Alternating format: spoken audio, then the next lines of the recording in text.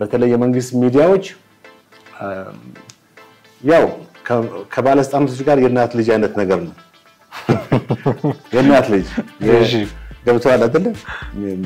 የናት ልጅ ያው ትራራለ እንደዛ አይነት ነው ጠንከር አድርገው የመጠየቅ ሁኔታም ያፍራቻም አለ ምን እንደሚያስብ ማወቃችን በራሱ ጥሩ ነው መቀራቸው የሚሉ ነገሮችም ስላሉ ጥሩ ነው ምን ሳው ወቅታዊ ጉዳዮች ላይ የጠቅላይ ሚኒስትሩ መረዳት እንዴት ነው የሚሉትን ጉዳዮች ለማወቅ ይረዳናል ብዬ አስባለሁ አሁን እኮ የተጠሩ ሰዎች እኮ ወደ 4 ኪሎ በቀጥታ ባይገቡም በስልጣን ላይ በዚህ መንግስት አመራሮች ያሉ ሰዎች አሉ አይደል ከኛ የግል ምንዳ የጠበቁ ሰዎች ያንን ማግኘት ስላልቻሉ አሁን አኩርፈውናል አሉ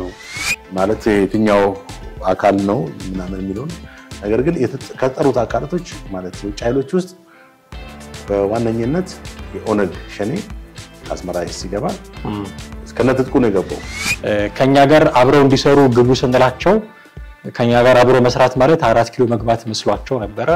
ያ እንዳልሆነ ሲያውቁ አሁን አኩርፈዋል የሚል ንግግርም ሲናገሩ ነበር ለመጀመሪያ ለሐኪሞች ክብር ሊሰጥ ይገባል አንድ መጀመሪያ ምክንያቱም ሐኪም መኪና አይደለም ሜንቴን የሚያደርገው ሌላ ቆሳዊ ነገር ቆሳካል ነገር አይደለም ሄዶ እንትን የሚለው ትሪት የሚያደርገው ሰውን ነው ሰባዊ ፍጡርን ነው ክብር የሆነውን የሰው ልጅ ነው የደሞዝ ጥያቄ አለ የሚለውን ጉዳይ ሲያነሱ እኔም የደሞዝ ጥያቄ አለኝ ህጋዊ ጥያቄ ነው አሉ ጋዜጠኛውን አንቺ የደሞዝ ጥያቄ አለ ትለይ እንደ ጋዜጠኛ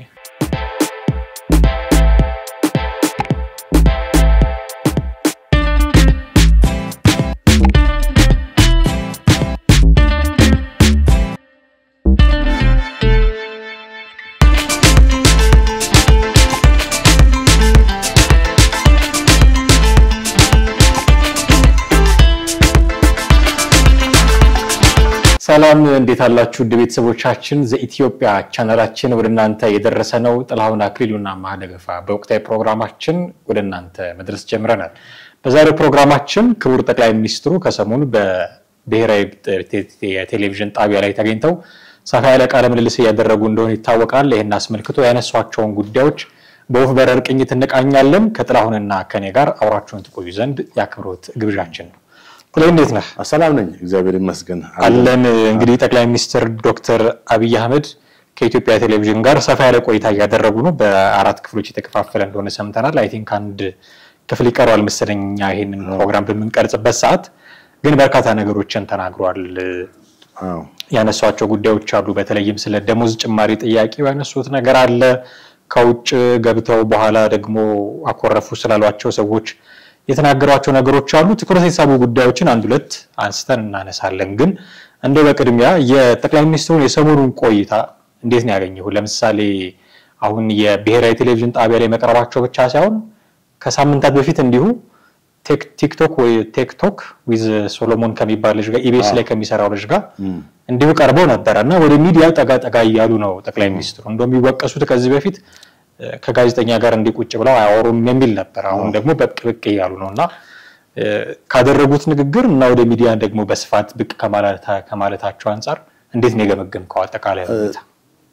ጥሩ ነው በጣም አሪፍ ነው አሁን አንተ እንዳልከው ረጅም ጊዜ ሚዲያ ላይ በቀጥታ እንትን አይሉም እሳቸው ፓርላማ ላይ ይቀርባሉ ፓርላማ አጠቃላይ መንግስታቸውን ሪፖርት ነው የሚያቀርቡት እንግዲህ በኢኮኖሚም በፖለቲካም በጸጥታና በማህበራዊ ጉዳዮች አጠቃላይ የመንግስታቸውን አቋም በሪፖርት መልክ ያቀርባሉ ሚዲያዎች ከዛ ነው ወስደው የሚዘግቡት አሁን እሳቸው በአካል መገኘታቸው ጥሩ ነው እንደሚታወቀው በብዙ በሰለጠኑ በዲሞክራሲ በሰለጠኑ ሀገራቶች ሁሉ ጊዜ ፕሬዝዳንቱ ፕሬስ ሪሊዝ ይሰጣል በቃል አቀባይም ይሰጣል ራሱ የሚቀርብበት ሁኔታ አለ ይሄ ከሚዲያዎች ጋር የመቀራረብ እንትን ሚዲያዎች የህዝብ ጥያቄ ይዘው ሲያነሱ ለዛም በቂ ምላሽ የሚሰጡበት ሁኔታ ነው ይሁንና አሁን በተለይ በዚህ ከኢትዮጵያ ቴሌቪዥን ጋር ያደረጉት ቃለ መጠይቅ ያው ጥሩ ነው በጣም ጥሩ ነው ላጎደል ነገር ግን አሁን እኔ ምንድነው እዚህ ጋር በሚዲያው ላይ በዚህ በኢትዮጵያ ቴሌቪዥን ሲቀርቡ ጋዜጠኛው መሰረታዊ የህዝብ ጥያቄዎችን አንስቶም ትንሽ ቻሌንጅ ማድረግ ሁኔታ መፍጠር ነበረበት አሁን እሳቸው ስለ እድገት ስለ ተለያዩ ስለ ተቋሚዎች ስለ የሐኪሞች የሚያነሱ እንትን ያሉት ያማላ ማብራሪያ አለ በዚህ ላይ ቻሌንጂንግ መፍጠር ነበረበት አሁን እኛ ሀገር ችግሩ በተለይ የመንግስት ሚዲያዎች ያው ከባለስልጣኖች ጋር የእናት ልጅ አይነት ነገር ነው የእናት ልጅ ገብቷል አይደል የእናት ልጅ ያው ትራራለ እንደዛ አይነት ነው እና ጠንከር አድርገው የመጠየቅ ሁኔታም ያፍራቻም አለ ሁሉ የልማታዊ ጋዜጠኝነት መንፈስም ስላለ ሁሉ ጊዜ ስለ ልማት ለተመረቁና ስለተከፈቱ ስለተሻሻሉ እድገቶች ልማቶች ነው ያው ኢትዮጵያ ቴሌቪዥን ካዲግ ጀምሮ ታቋለ እንግዲህ አሁንም ያ መንፈስ አለ ለጠቅላይ ሚኒስትሩ ቻሌንጅ ሊያደርግ የሚችል ጥያቄዎች ሊጠይቅ ይችላል ነበር ጋዜጠኛው ሴት ናት ባይዘ ማነው ጋዜጠኛው አልኩኝ ያው እንግዲህ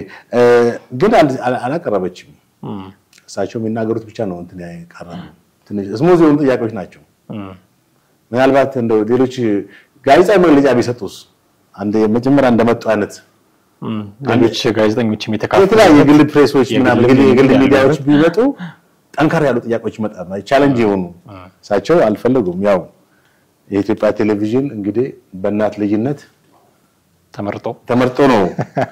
እሱ ብቻ እንደ ጥያቄ ያቀረበ ማለት ነው ስለዚህ ከሞላ ጎደል ግን ዋናው ነገር ጥሩ ነው መቅረብ አይ ብቅ ማለታቸው እንደውም አንዳንድ ሐሳቦችን ሳነብ ነበር በዚህ ጉዳይ ላይ ተሰጡ መንግስታችን ምን እንደሚያስብ ማወቃችን በራሱ ጥሩ ነው መቅረባቸው የሚሉ ነገሮችም ስላሉ ጥሩ ነው ምን ወቅታዊ ጉዳዮች ላይ የጠቅላይ ሚኒስትሩ መረዳት እንዴት ነው የሚሉትን ጉዳዮች ለማወቅ ይረዳናል ብዬ አስባለሁ እንዳልከው ሞጋሽ ጥያቄዎች ባይኖሩም መቼም የሀገሪቱን ቁንጮ ሰው አግኝተህ አሁን ሀገሪቱ ካለችበት ችግር አንፃር መጠየቅ የነበረባቸው በርካታ ጥያቄዎች መኖራቸው እርግጥ ነው አልሆኑም unfortunately ግን ጥሩ ነው ጅምሩ ጥሩ ነው በዚሁ ቢቀጥሉ ደግሞ ምናልባት ተሻሻለ ነገር ሊኖር ይችላል ብዬ አስባለሁ ስላነሷቸው ጉዳዮች አንድ ሁለት ነገሮችን እናንሳ መዘን ሁሉንም ለመዳሰስ ጊዜ አይኖረንም ከውጭ ስለገቡ ተቋሚዎች ታጥቀው እንቀሳቀሱ ስለነበሩ ሰዎች አንስተዋልና እንደውም ስላንዳንድ ሰዎች ሲናገሩ እንደነበር ያሉት ከኛ የግል ምንዳ የጠበቁ ሰዎች ያንን ማግኘት ስላልቻሉ አሁን አኩርፈውናል አሉ ከኛ ጋር አብረው እንዲሰሩ ግቡ ስንላቸው ከኛ ጋር አብረው መስራት ማለት 4 ኪሎ መግባት መስሏቸው ነበር ያ እንዳልሆነ ሲያውቁ አሁን አኩርፈዋል የሚል ንግግርም ሲናገሩ ነበር እነሱ የጠሯቸው እንበለው ይሄ የለውጡ አመራር የጠራቸው አካላት ለምሳሌ እንደ የኦሮሞ ነጻነት ሰራዊት ያሉት አሁን ስሙ እንደዛ ስለሆነ ያኔ ኦነግ በሚል ጥቅል ስም ነው የገባው እነሱ የጠሯቸው አካላት አሁን ኦሮሚያ ክልል ውስጥ እየፈጠሩ ያሉት ምን እንደሆነ ይታወቃል ባይጠሯቸው ባያስገቧቸው ነው ኦሮሚያ ክልል በዚህ ደረጃ ቀውስ ይኖራሉ ብሎ ማንሳትም አንድ ሊጠየቁ ከሚገባቸው ጥያቄዎች አንዱ ይሄ ነበርም ብዬ አስባለሁኝና እንደው እኛ የሚፈልጉትን ነገር ስላልሰጠናቸው ነው በሚል ብቻ የሚታለፍ ነው ይሄ ነገር አሁን እሳቸው ካሉት አንፃር አዎ እንግዲህ እሳቸው እንደተናገሩት ወደ ውጪ የዛሬ 7 አመት እሳቸው ለስልጣን ሲመጡ ጥሪ አድርገዋል መንግስት ከተለያዩ ተቃዋሚ ፓርቲዎች በሰላማዊ መንገድም ያሉ ወይም ትጥቅም ያነገቡ ኃይሎች ወደ ሀገር ውስጥ እንዲገቡ ተደርጓል እነዚህ ኃይሎች ወይም እነዚህ አካላት ስንጠራቸው ወደ 4 ኪሎ እንዲገቡ የጠራናቸው መስዋዕቸው እና ተሳስተዋል ምናምን በሚል ተናግረዋል እንዴ አሁን እኮ እሳቸው የተጠሩ ሰዎች እኮ ወደ 4 ኪሎ በቀጥታ ባይገቡም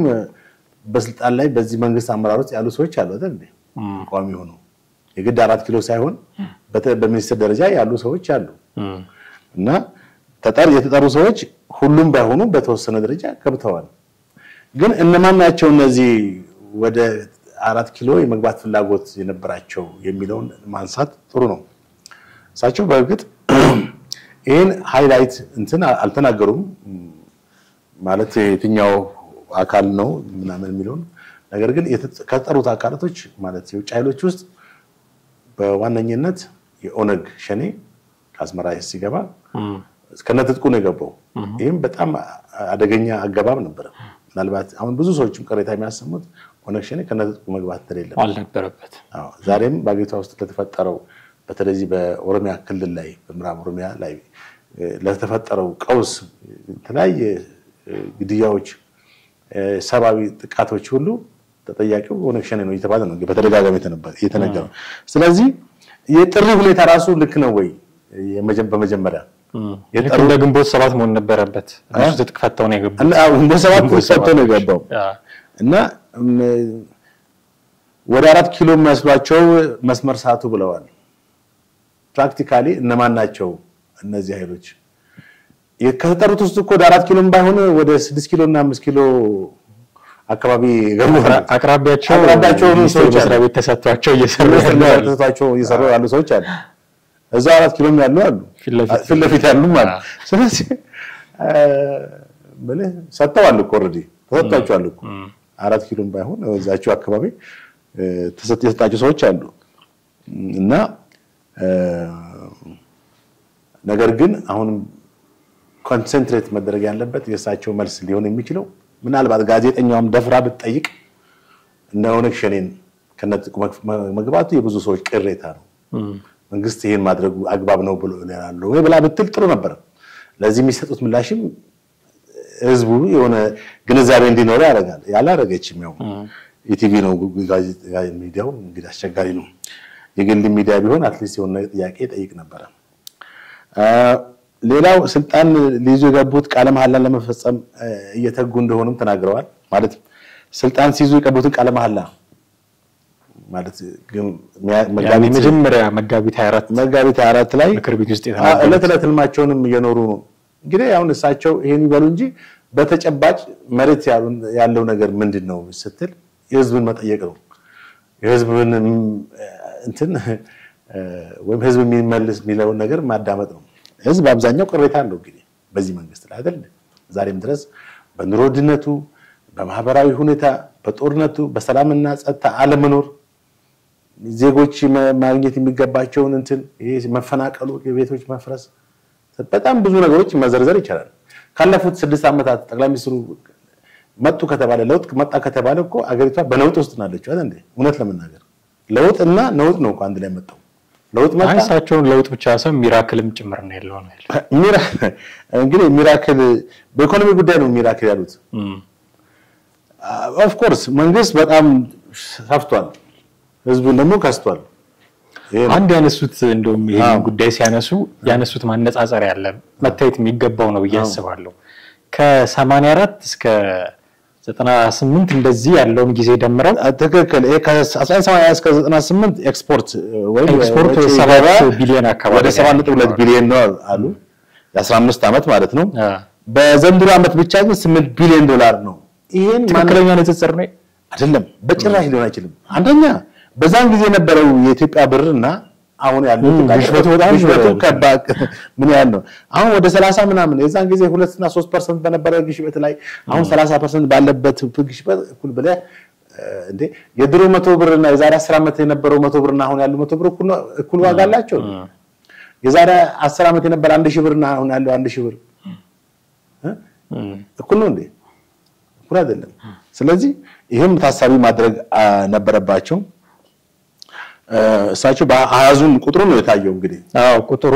ይሄኛው ይላል በፊገር ደረጃ ካየነው ኦፍ ኮርስ ይበልጣል ግን የግሽበቱ ግምት ውስጥ መግባት ነበረበት አንደኛ እሱ ነው ሁለተኛ አሁን መንግስት በውጪ ገበያ 8 ቢሊዮን ዶላር አገኘ ተብሎም ሊከራ የሚያስችል ነገር አይደለም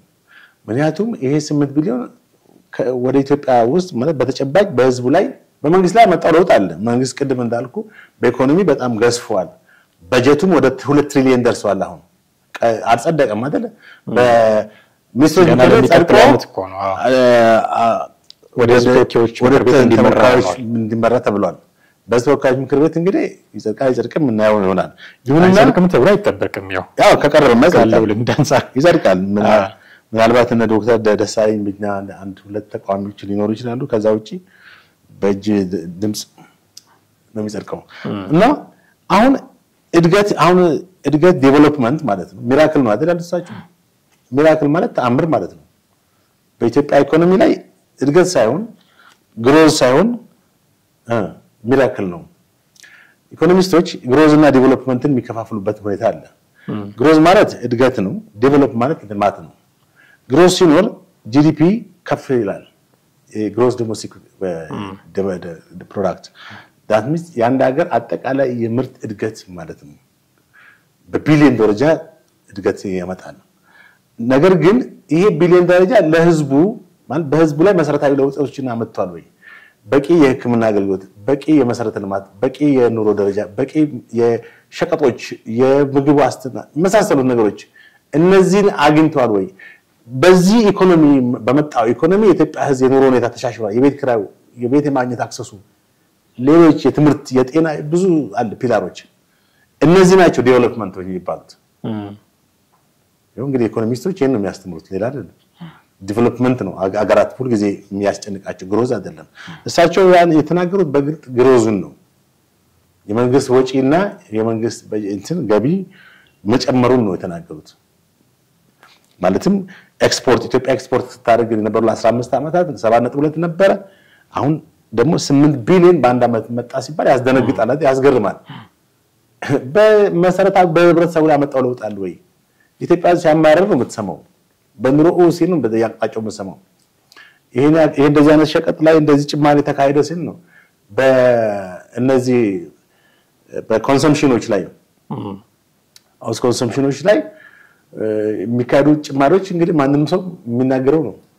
ስለዚህ እነዚህ ነገሮች ሳይስተካከሉ ህዝቡን በየቀኑ በኑሮ እንትን ናሩት ባለበት ሁኔታ አጠቃላይ የመንግስትን ኢምፖርት ኤክስፖርት ማስላቱ ምን ጥቅም አለው ቁጥር እኮ ነው የምታፈሰለው ሂሳብ ነው የምትሰራው ከዛ ውጪ ይሄን ያክላል ብር ብትል ካልተጠቀምክበት ያ ብር ምንድነው ለማለኝ በሰማይ ሰማይ ወጥቷን ማለ አይነት ነገር እኮ ነው የሚሆነው ማለት ነው ስለዚህ አሁን ግሮዝን ነው እንጂ ሳቸው የተናገሩት ዴቨሎፕመንት አይደለም በርግጥ የተወሰኑ ሰዎች ተጠቀሙ ሰዎች አሉ እንግዲህ በዚህ በለውጡ አጋጣሚ አዱኛም ያገኙ ሰዎች ይኖራሉ ግን ማጆሪቲውን ስትመለከት የምትናገረው ነገር አለ ወይ ስለ ህዝቡ እንደውም ባለፉት 2-3 አመታት ነገሮች ሁሉ የከፉ የመጡ እንደሆነ ነው የምትመለከተው የትራንስፖርት ጉዳይ የሸቀጦች መጨመር ጉዳይ በየጊዜ በሸቀጦች ላይ የሚታዩ የዋጋ ንረት መደበኛ የሆኑ የምግብ እንትኖች የምግብ ፍጆታ እንትኖች ስለዚህ አንዳንዴ እኮ ገብተህ እንኳን እንደው ሻይ ለመጠጣት እኮ በጣም አስቸጋሪ ሆኗል ማለት ሰዓት አንድ ካፌ ሻይ ልጠጣ ብትል ሲሳቡን ሲያመጣልህ ሌላ እንትን አብሬ ብስኩትማ ወይም ኬክ ልብላ ካልክ 160 ብር ሊል ይችላል እንደዚህ አይነት ሀገር ውስጥ ነው ያለ ነው እንግዲህ በቀላሉ ልትገዛቸው ልታገኛቸው የምትችላቸው ነገሮች ራሳቸው የሉም ዛሬ እና ይሄ ባልተስተካከለበት ሁኔታ ስለ ዴቨሎፕመንት ስለ ግሮዝ ማውራቱ ምን ጥቅም የለውም ማለት ነው የቡናን ዋጋንም አንስተዋል ቡናም በስንት አመት ውስጥ በዘንድሮ ብቻ ስንት ቢሊዮን አግኝተናል ነው አይደል የወርቅንም እንትን አንስተዋል 500 ሚሊዮን ነበር በስንት አመት ውስጥ አሁን ግን በቢሊዮን ደረጃ ከወርቅ ምርት ማግኘት ተችሏል ብሏል ሌሎችንም ሊጠቅሱ ይችላሉ በሁሉም ወጥ የኢትዮጵያ የንግድ እንትን እንኳን እድገቶች አሉ አሁን እድገቱ ምንድነው እድገቱ ብቻ እኮ አይደለም ለሰው የሰው ወዱስ ገብቷል ወይ እድገቱ ለማን ነው ለውጭ ሀገር ዜጋ ነው እንዴ ለኢትዮጵያ ህዝብ እስከሆነ ድረስ መንግስት ደግሞ ህዝብን እየመራ እስከሆነ ድረስ ዳይሬክትሊ ኢንዳይሬክትሊ በህዝብ ውስጥ ወሮስ የሚገባ ነገር መኖር አለበት ና እንደዛ ነው ምረዳው እሺ ሌላ ያነሱት ጉዳይ የደሞዝ ጥያቄን የሚመለከት እንደምታውቀው ከሰሞኑ የህክምና የጤና ባለሙያዎች ከፍተኛ የሆነ የደሞዝ ይጨመርልን ጥያቄው ደሞዝ ይጨመርልን ብቻ አይደለም በአብዛኛው ፍሬም የተደረገው ግን በሱ ስለሆነ በዛ እንግባባ ይሆናል እንጂ የመሳሪያዎች ጥራትም እንደዚህ የህክምና ቦታዎች ጥራትም እንደዚህ ጥያቄዎች አሏቸው ከረጅም ጊዜ በፊት ሲመጣ የነበረ ጥያቄ ነው ግን ብዙ ሰው ጉዳዩን የገዛው የደሞዝ ጥያቄ በሚል ስለሆነ በዛ ልንግባባ እንችላለን በያስባለው ጠቅላይ ሚኒስትሩን በዛው ድና ያነሱትና የደሞዝ ጥያቄ አለ የሚለውን ጉዳይ ሲያነሱ እኔም የደሞዝ ጥያቄ አለኝ ህጋዊ ጥያቄ ነው አሉ ጋዜጠኛውን አንቺም የደሞዝ ጥያቄ አለ ትለይ እንደ ጋዜጠኛ እኔ ኤዲስ እሳቸው ሲጠይቃቸው የነበሩትን ጋዜጠኛ አንቺም የደሞዝ ጥያቄ ነው ይርሻል ህጋዊ ነው ተገቢ ነው ግን እሱን ምን ጠይቅበት መንገድ መስተካከል አለበት ጉዳዩን ፖለቲካሊም ደግሞ ያዙት የጠለፉት ሰዎች አሉ እንደውም ቃል በቃል ምንድነው ያሉት ፔሮል ላይ ፈርመው ማያውቁ ሰዎች ነው አሁን የደሞዝ ጭማሪ የሚሉት እቺን ነገር ወስዶ ጀዋር መሐመድ እስከዛሬ ባለሀብት ነህ ስትሉኝ ነበር አሁን እንዴት ከፔሮል ጋር አገናኛችሁኝ ብሎ ወስዷታል ለሱ እንደተነገረች ነው ያሰበው አይ ቲንክ እሳቸው ያሉት ፔሮል ላይ ፈርማችሁ ማታቁ ማለት ደሞዝ የላችሁም ህዝብ አገልግላችሁ የሚከፈላችሁ ደሞዝ የለም በሌላ ገንዘብ ነው የምትኖሩት ያሉ ነው የሚመስለኝ እኔ ጀዋር ግን ድሮ ሀብታም ታረጉኝ ነበር አሁን በፔሮል ደረጃ ወረዳችሁኝ ብሎ ለራሱ ወስዶታል ጉዳዩን መቼም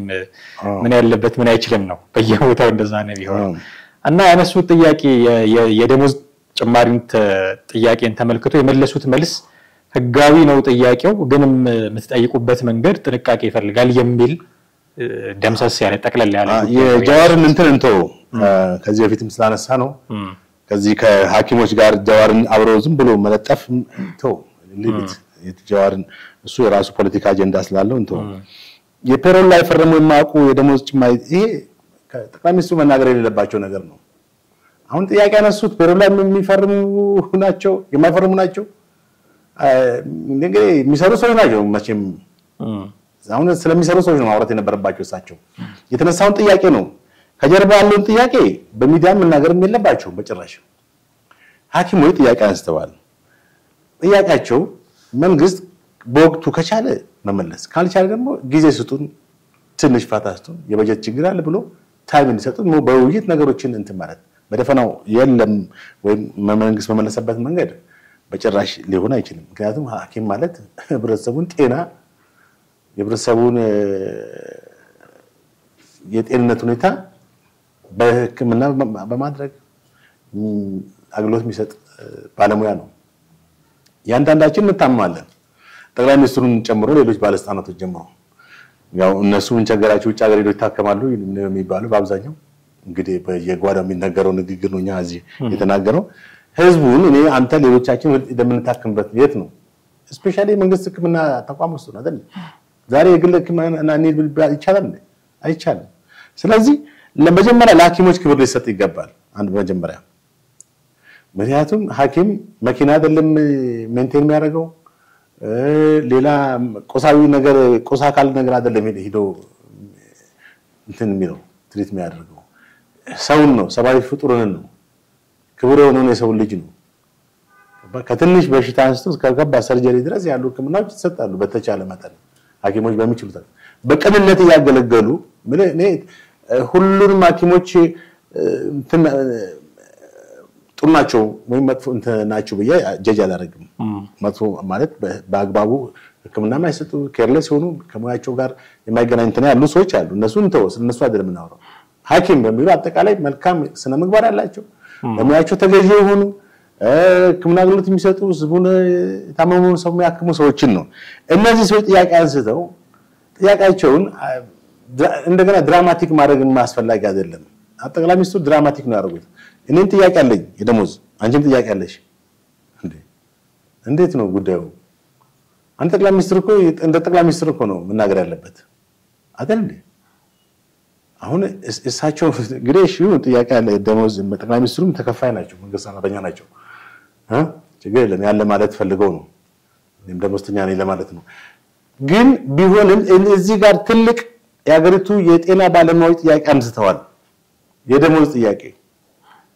ቅድም እንዳልኩ ከተቻለ አንዳት ታይም መመለስ በጀት ካለ መንግስት ካለ ደግሞ ጊዜ ታይም ስጡን ቢያንስ ለሚቀጥለው አመት ብሎ ማለት ይቻላል አዲሱ ከመስከረም በኋላ ባለው ጊዜ በሂደት እየተዋየን እንፈተዋለን በሰከነ ሁኔታ ብሎ ማለት ያንን ብለዋል በርግጥ በሰከነ ሁኔታ ምን ግን አንቺም እኔን ድርጥ የደሞዝ ጥያቄ አለኝ ማለት ምን ማለት ነው ድራማቲክ አይነት ነው በማሽፉ ነገር ይመስላል የሐኪሞችን ጥያቄ እሳቸው ሐኪም ብቻም ሳይሆን ሁሉም ጥያቄ ያል በሚዲያ ላይ እና ሌሎች ስራ ዘርፍ የተሰማሩ የሚነሱ መሆኑን ጠቁመዋል ሚኒስትሮች የደሞዝ ጥያቄ ያላቸው ብለዋል ሌሎችም ወታደሮችም ሌሎችም ሲቪል በመንግስት ሰራተኞች ፌደራል መንግስት ሰራተኞች የመንግስት ሰራተኞች ጥያቄ የደሞዝ ጥያቄ አላቸው የመምራንም ጥያቄ አላቸው በተጨባጭ አሁን እኛ የምናውቀው ሐኪሞች ናቸው ጥያቄውን ያነሱት ማለት ሰላማዊ ስራ ማቆም አድማረጉት ሌሎቹ አንሱ አልናቅም እንዴት ነው ጉዳዩ ስታስበው ማለት ነው ጥያቄ ያነሱትን ሰዎች ጥያቄ ያላቸው ብለህ ትላለህ እንዴ? በግጥ ብዙ የሚሰማ ነገር አለ። አሁን መንግስት ለሐኪሞች ጥያቄ ምላሽ ከሰጠ መምህራኖችም ጥያቄ ያነሳሉ። ኦፍኮርስ መምህራኖችም ጥያቄ እንዳላቸው ይታወቃል። አሁን አልደረሱም። አሁን ስራ ማቆም ያደረገውን አካል መጀመሪያ ትፈተዋለህ። ለነሱ ስለነገር ለኛውንም ደግሞ እየጠራህ ነው የሚሆነው። አገር እኮ ነው እየተመራ ያለው። አገር ነው እኮ መንግስት እየመራ ያለው አይደል እንዴ? ያኛውን ገና ለገና ያኛውን ያነሳል ብለህ የዚህኛውን ታዳፍነዋለህ እንዴ? አይደል እንዴ? ይሄን የምትመልስበትን ሜካኒዝምን መፍጠር ነው። ዝም ብለህ ቅድም እንዳልኩት በአንድ ጊዜ ላይሆን ይችላል። በሂደት መመለስ እንደምትችል ቃል መግባት በጀት የለም ብሎ በደፈናው ወይም ደሞዝ እንደማይጨመር ከመናገር ወይም ሌሎችም ጥያቄ አላቸው ብሎ ከማለት ወይም እኔም ጥያቄ አለኝ አንቺም ጥያቄ የደሞዝ ጥያቄ አለሽ ብሎ ከማለት ይልቅ እንደ አንድ ሀገር መሪ ጥያቄያቸው አግባብ ነው ብለዋል። በእርግጥ አዎ አግባብነቱን ግን የገለጹበት ፕሮሰስ ልክ አይደለም። ምክንያቱም ወረድ ብለው እንደገና ፔሮል ላይ መፈረመው ማቋለ በአንድ በኩል ህጋዊ ነው ብለው ጠየቁና አንተና ባቸው በአንድ በኩል ያር ሌጂቲሜት ህጋዊ ነው አሉ። እንደገና ደግሞ ሽንቆጣው ምንድነው? ፔሮል ላይ ፈርመው ማያቅ ሐኪም አይ ፔሮል ላይ ፈርመው ማያቅ ሐኪም አላሉ። ፔሮል ላይ ፈርመው የማያውቁ ሰዎች ጉዳዩን ጠልፈውታል በሌላ አማርኛ። ኦኬ ፔሮል ላይ ያው አሁን ፔሮል ላይ ፈርመው የማያውቁ ሰዎችም ጥያቄ አንስተዋል። ጥያቄውን ያቀጣጥሉታል ያራግቡታል ነው ጉዳዩ። የደሞዝ ጥያቄ እንደዚህ ያለ ጃርሞችን አገኘና በዘበራሱ አቅጣጫ ለኔ ነው ብሎ ነው የወሰደው። አገንታ የጡዛለች በፖለቲካ እንትን አስተሳሰብ ማንም አዳምጥበት ደረጃ ላይ ደርሰናል። ምክንያቱም ቅንነቱም ጠፍቷል። ነገሮች ሁሉ የተመነዘሩ በፖለቲካ ቋንቋ ማህበራዊ ሚዲያውም ይመነዝራል፣ ሰዎችም አምራቸው ይመነዝራል። ይሄ ምንድነው? ቅንነት በመጥፋቱ ነው። ስለዚህ ኢትዮጵያ የሚለው ሁሉ ዛሬ እቺን ሀገር እንደ እውነት ከልብ ወዶ ወይንም እንትን ብሎ ነው ወይንስ የራሱን አጀንዳ ለማስፈጸም ነው ስትል በጣም ከባድ ነው። ምናልባት ሌላ እንትን ከሌለ አንድ ጥቅል አንስተን ብንጨርስ ደስ ይለኛል። እንግዲህ በአራት ክፍል ተከፋፍሎ በኢትዮጵያ ቴሌቪዥን የቀረበው የጠቅላይ ሚኒስትሩ ንግግር አሁን ከውስጥ የደሞዝ ጥያቄም ከውጭ የገቡ ሰዎችም የኢኮኖሚክ ጉዳዩንም ያነሱበት መንገድ እያነሳን አይተናል። ጥቅሉን ምስልን ያውና የህዝብን ጥያቄ የመለሰ ኢንተርቪው ነው ብሎ ማለት ይቻላል። የጠቅላይ ሚኒስትሩ ቅድም በመግቢያ ላይ ነገርኩ ምንም በጭራሽ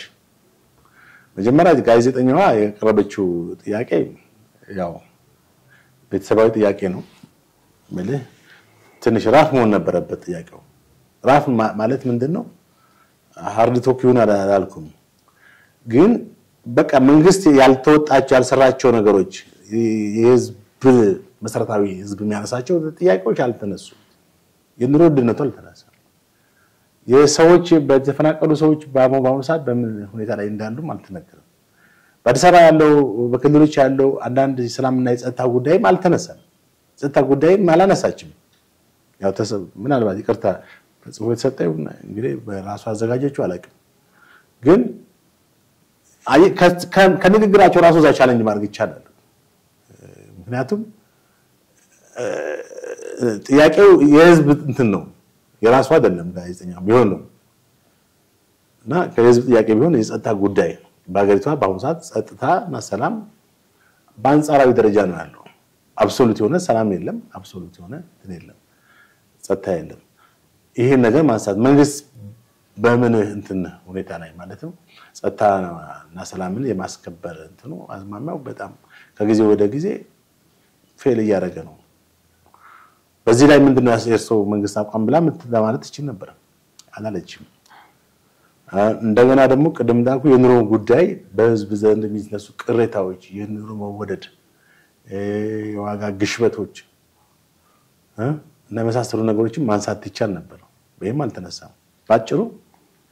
መቅረባቸው ጥሩ ነው፣ የህዝብ ጥያቄ ግን አልተነሳም የሚል ነው ያሰብ። በጣም አመሰግናለሁ ጥሌ። ሌሎችም ደግሞ እንዲህ አይነት ፕሮግራሞች ሲኖሩ እየተገናኘን ወደ ተመልካቾቻችን ማድረሳችንን እንቀጥላለን። እጅግ አድርጌ ነው አመሰግነው። ወደ ቤተሰቦቻችን እናንተም ከኛ ጋር የነበራችሁ ቆይታ እጅግ አድርገን እናመሰግናለን። ሌሎች ፕሮግራሞቻችንም እንዲሁ